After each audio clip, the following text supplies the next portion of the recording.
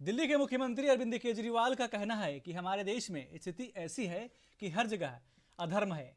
जिसने लोगों के लिए स्कूल और अस्पताल बनाए, मनीष सिसोदिया और सत्येंद्र जैन जेल में हैं। लोग दुखी हैं, लेकिन उन्हें भरोसा है 370 सीटें जीतेंगे। कैसे?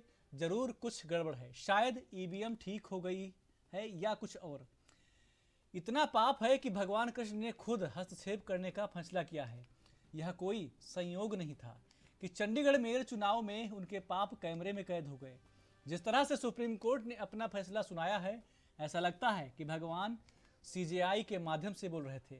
कुछ लोग वोट देने नहीं आते क्योंकि उन्हें लगता है कि ईवीएम में कोई समस्या है, लेकिन मैं उनसे अपील करना चाहता हूं कि कृपया मतदान के लिए जाएं। बाकी सभी चीजें भगवान देखेंगे। अनिल मसीह तो सिर्फ एक मुहरा था और उसे सजा दी गई थी, लेकिन उसके आकाओं को सजा मिलनी चाहिए।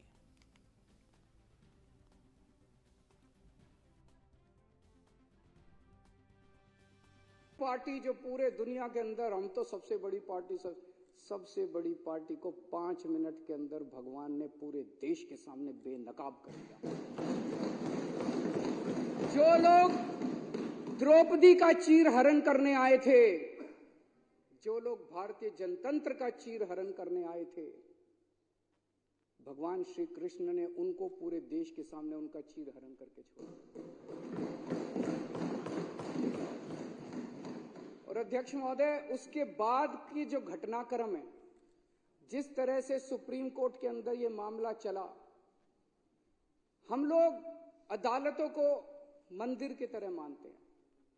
न्याय देना भगवान का काम है, न्याय भगवान देता है। इसलिए जज को भगवान का, जब जज अपनी कुर्सी पे बैठ के फैसले सुनाता है तो कहा जाता है कि एक तरह से भगवान फैसला सुना रहा है।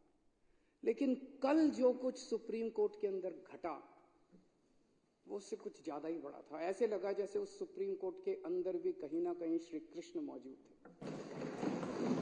ऐसे लगा जैसे वहां सुप्रीम कोर्ट के अंदर भी भगवान मौजूद थे।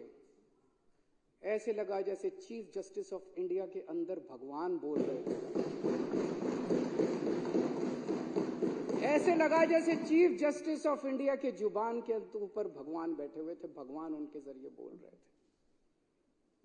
तो ये जो कल पूरा घटनाक्रम हुआ, वो ये दिखाता है कि अब हम सबसे पहले तो सुप्रीम कोर्ट का बहुत बहुत शुक्रिया इस सदन के माध्यम से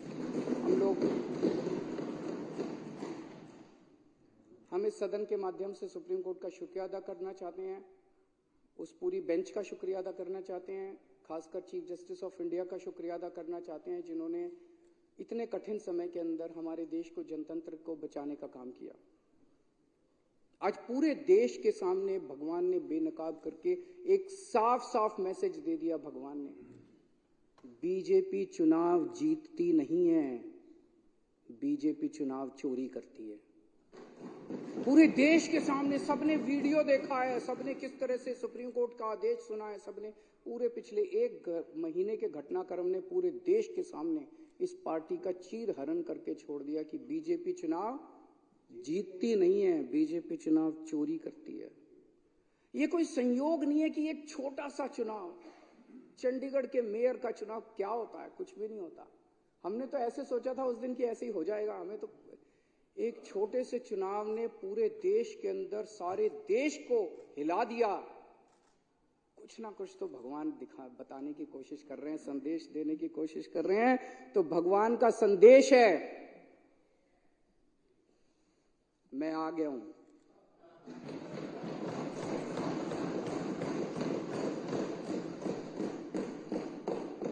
बीजेपी पाप कर रही है, बीजेपी अधर्म कर रही है। अब ये नहीं चलेगा।